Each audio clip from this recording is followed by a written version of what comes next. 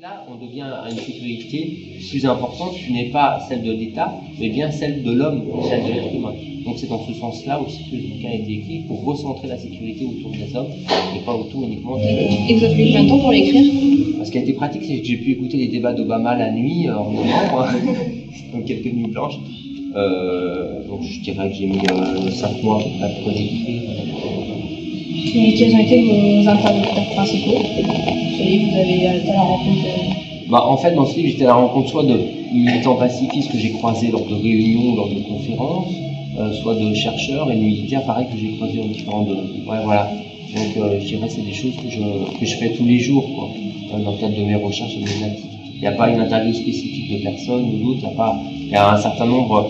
J'ai essayé au maximum de mettre des annotations en bas des pages pour que les gens puissent aller un peu plus loin dans la compréhension et de simplifier au maximum tous les termes, c'est pour ça qu'il y a un glossar à la fin, et pour que les gens puissent derrière aller voir d'autres ressources, que ce soit des ressources tant du type des centres de recherche, il y a une liste par exemple de centres de recherche, mais aussi on a une ère d'internet, donc un certain nombre de sites internet, mais aussi on a une ère de la vidéo, donc on peut trouver des films, un certain nombre de films sur internet que j'ai recensés.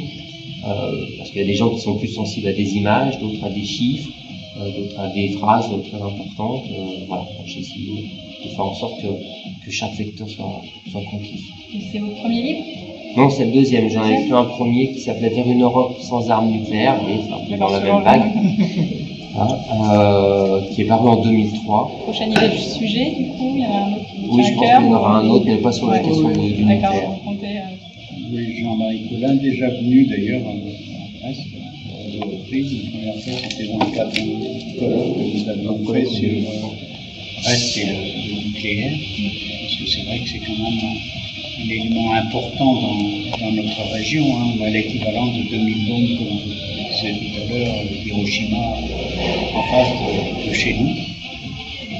Là, les sous-marins nucléaires qui circulent dans la radio régulièrement, c'est sûr, mais bon, il arrive quelquefois que les sous-marins nucléaires rentrent en collision les uns avec les autres, comme c'est arrivé début de cette année. C'est des choses que je cite, par exemple, souvent, les gens ont conscience qu'il peut y avoir un accident nucléaire terrestre, central type Tchernobyl, ils n'ont pas conscience, et même un certain nombre d'écologistes n'ont pas conscience qu'il peut y avoir des accidents entre sous-marins. Et je cite depuis les années 50, toute une série de types d'accidents, que ce soit entre sous-marins, sur des icebergs, sur des fonds rocheux, en remontant sur un chalutier.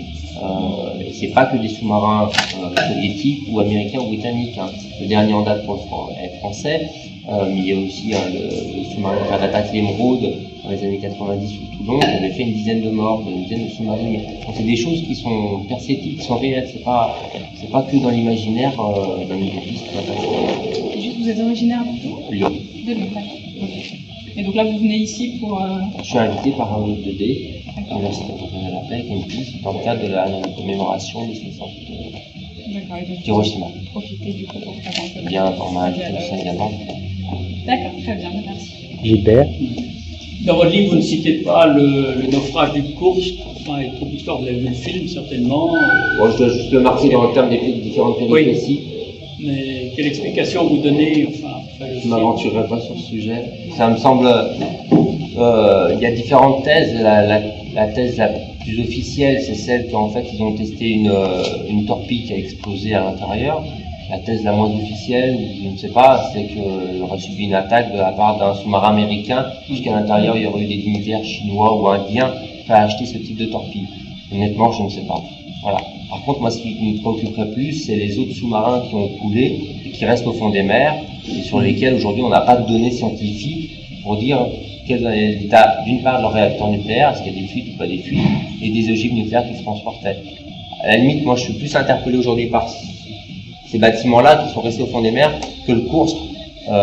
Quelle que soit la thèse, dans les deux cas, je dirais, on a évité le pire et ça a été nettoyé dans la mesure du possible. Voilà. Mais voilà. Et que Poutine les ait sacrifiés, en fait, volontairement. Je sais pas. C'est de la politique russe. C'est plus. Je sais pas. En tout cas, ce qui est certain, c'est qu'après cet événement de Kursk, les Russes ont mis en avant chaque action militaire, chaque test ou chaque chose comme ça pour redorer le blason. Et il est certain qu'aujourd'hui, la Russie revient en force toute proportion gardée, puisqu'ils sont jamais réellement diminué la garde, si on veut, hein.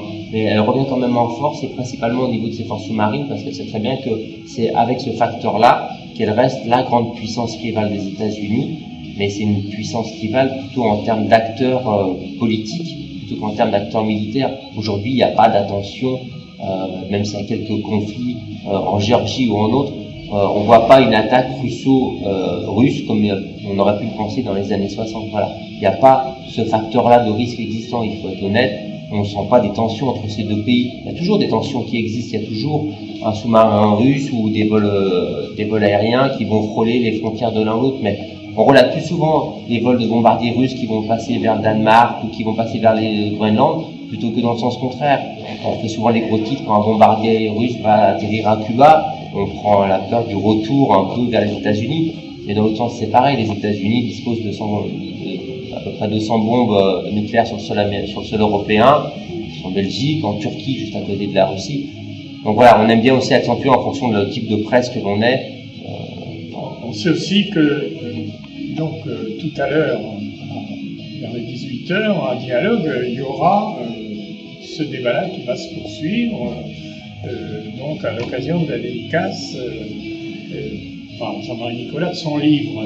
Donc là, je crois que c'est aux médias que, surtout, qui sont revenus nous rencontrer. Et donc, je ne sais pas, on a déjà abordé un peu la question